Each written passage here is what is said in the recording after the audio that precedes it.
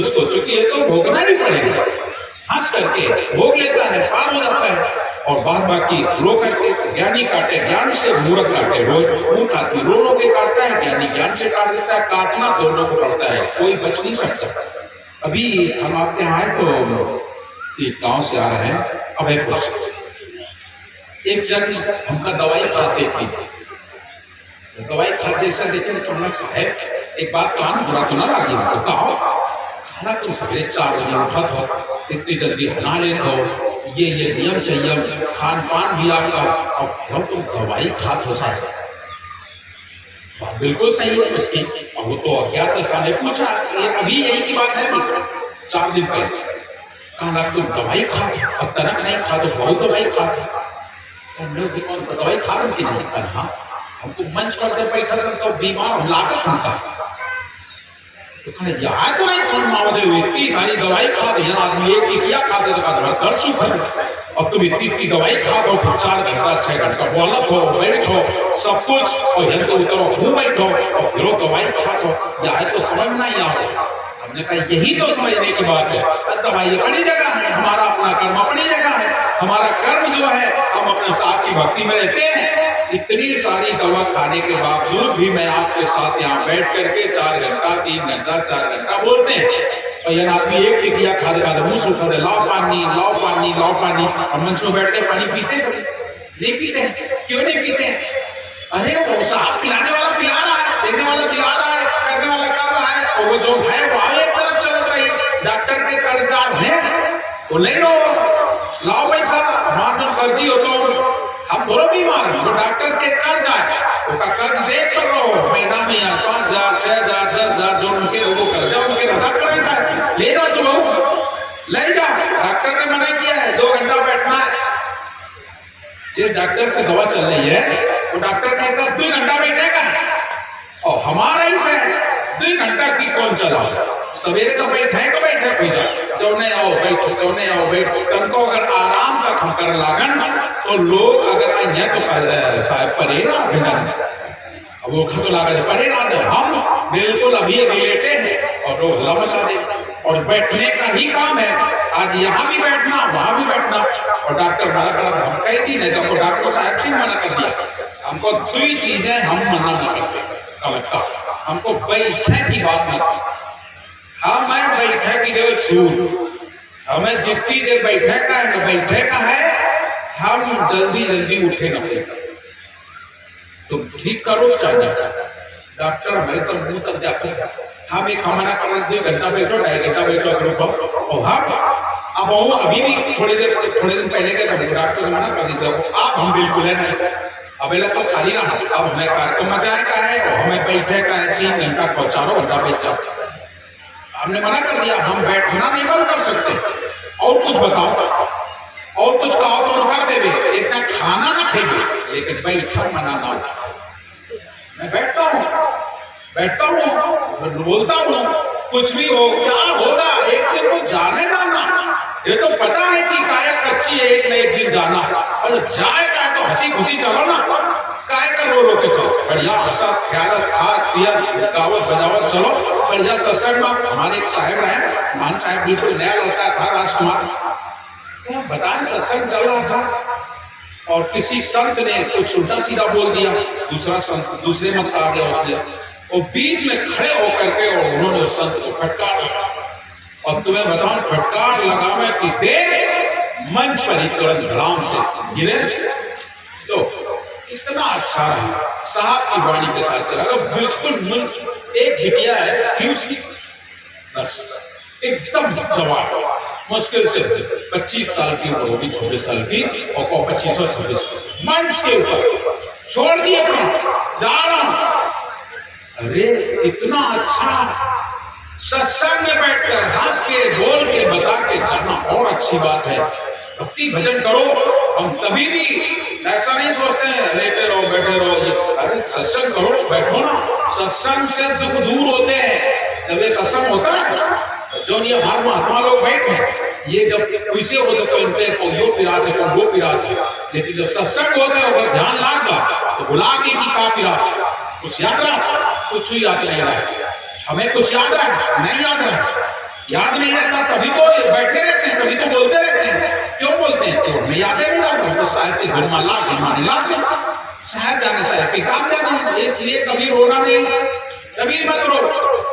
जाने कितने जुगंदे तो और बाबा चले आए हो, अरे अब तो हंसो साहब बाद हंस ले हो, समय है, एक समय है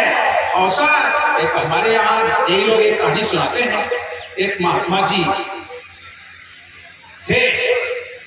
तो वो अक्सर सत्संग करते,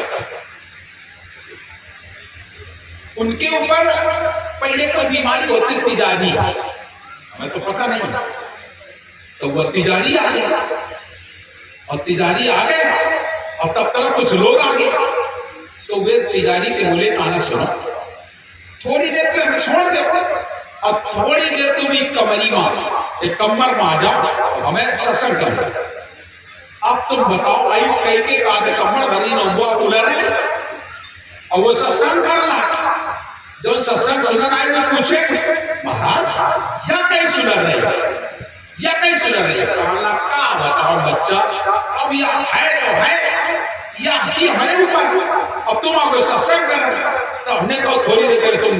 यहाँ चली जाओ कमर के ऊपर, तो वह कमर उलट रहा हो, तैयारी है उनके ऊपर, अब तुम जाओ तो वह हमारे ऊपर फिर आओ। जरा सोचो, ऐसे संत होते थे, खुद को ऐसा कठोरता करने वाले, कितना कठोरता, जैसे जैसे उनका स्वास्थ्य खराब होता, भजन सत्संग में और रुचि लगाते हैं, तो हम सज्जन आए कर जाते, तन को पिराला का यो पिरा बहुत दर्द हो गई, यो दर्द हो गया, ये तो होगा ही होगा, अरे हुई रहो तो काय परेशान बराई साहब आए, और तन को अगर बुखार आ जाए तो हमारा भी थोड़ा बहुत मन कच्चा है, तन को दर्द हो तो कुछ ना कुछ आवाज नहीं करे बोलते, कहा है कहीं सोचो मुंह तो नहीं पी रहा हाय कर रहे, चुपा रहो, वो तो इसे वाव है, बनो रहे चलो दे, और सच में वो कभी मुंह से कराह नहीं करते थे, रोक नहीं करते थे, एक बार प्रेम से कटरा गए थे थोड़ा सा, खून छचा, लेकिन उनके मुंह से आ नहीं निकलते, एक आना काहे का मुंह गिरावन, तो दर्द तो हुई रहो। इतने ऐसे संत कहाँ मिलेंगे? संत कहीं और नहीं मिलते, संत ऐसे ही मिलते हैं, आज भी संत हैं, मत सोचना कि संत नहीं है, संत बड़े ही कोमल होते हैं और बहुत कठोर होते हैं, जिन्होंने अपने आप को तपाया होता है वो संत होते हैं। तपाओ अपने आप को, तपाओ अपने आप को, ये दुख सुख मेला जगता भाव त्रिवेणी के घाट ना हो, ये दुख सुख तो संसार का स्वभाव है, ये तो मिलना ही मिलना है, इसके लिए कोई ईश्वर को दोष दे दे, ये झूठ है, ईश्वर को दोष दे, ईश्वर को क्या दोष देना, अपने कर्म का दोष नहीं, और भगवान का दोष, ईश्वर का दोष, क्या तुमने किया है उसको नहीं देखा, अपने कर्म को गौर नहीं किया, और भगवान दोषी बना देते हो। भगवान कभी दोष अपने से लेता नहीं है, और भगवान कभी दोषी होता नहीं है, ईश्वर कभी दोषी नहीं होता है। आज रानी इंद्रमती करुणा से भर गए, करुणा से भर गए, और हाथ जोड़ के बोली आपका नाम करुणा में, और ये सारे लोग रो रहे हैं, और हमते इनके दुख दर्द सुनो नहीं। रानी कह रही मुझसे ये करुण क्रंदन नहीं सुना जाता है, और फिर आप करुणा में हो, दया करो, इन सबका ले चलो साहब, ले चलो, देखिए आप तरे और इनको तारे, और तारे कुल परिवार खुद तरे और दूसरे को ले जाए। आज रानी इंद्रमती प्रार्थना कर रही है, कहती है हमें इनका दुख नहीं देखा जा रहा है, इनकी करुण करुणन आवाज हमें सहन नहीं हो रही है, और फिर आप ही करुणा में हैं, दया करें और इनको लोग ले चले। सदगुरु ने कहा क्या कह रहे हो रानी? हाँ मुझे सतलोक ले चलो, लेकिन साथ साथ इंसाफ करे चलो, ये बहुत दुखी है, बड़ा परेशान है। साहब बोले गड़बड़ हो जाएगा, बोले कुछ भी गड़बड़ नहीं होगा, आपके रहते हुए कुछ बिगड़ जाए ऐसा हो नहीं सकता। जैसे साहब ने दृष्टि डाली 84 लाख कुंड में जितना जीव था सब का सब निकला, और निकल करके हंस रूप होकर के सब साहब के सिंहासन के आसपास आने लगे, आने लगे। अनंत जीव एकदम से सबको सब लोग ले जाते हैं। साहब सत्पुरुष के दर्शन किया, जन्म मरण का धोखा मिट गया, अमर चीर पहनने को मिलता है, अमृत भोजन मिल जाता है। अमृत भोजन हंसा पाई, जुगन जुगन की क्षुधा मिटाई। सत्यलोक के हंस जो थे अगवानी करके साहब को श्रद्धा के साथ ले गए अंदर। सब हंसजन हिलमिल होकर के सतपुरुष के दर्शन किए।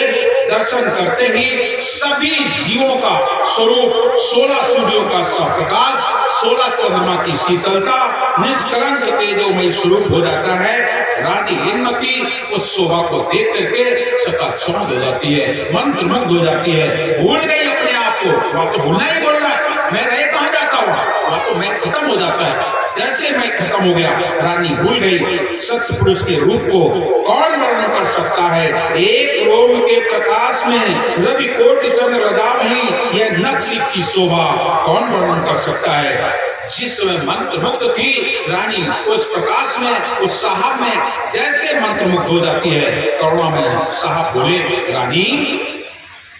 अब तो तुमने सतलोक की शोभा देख ली ना, सतलोक की शोभा देख ली,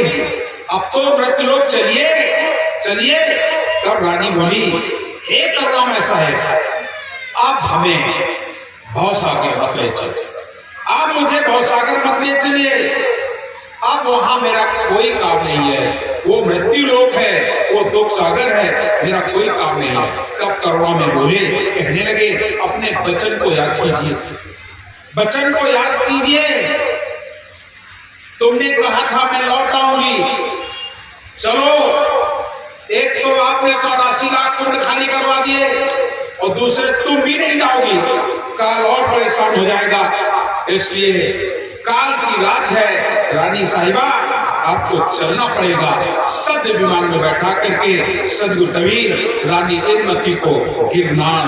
गढ़ लौटा के ले आए। और जिस समय गिरनार गढ़ लौटा के ले आए, यमपुरी में कोलाहल मचा हुआ है। चारों तरफ से 14 यम, शिव, इंद्र, 33 कोट देवता, 88,000 ऋषि मुनि, सब वैवस नामक यमराज विष्णु भगवान से फरियाद किए। सृष्टि की मर्यादा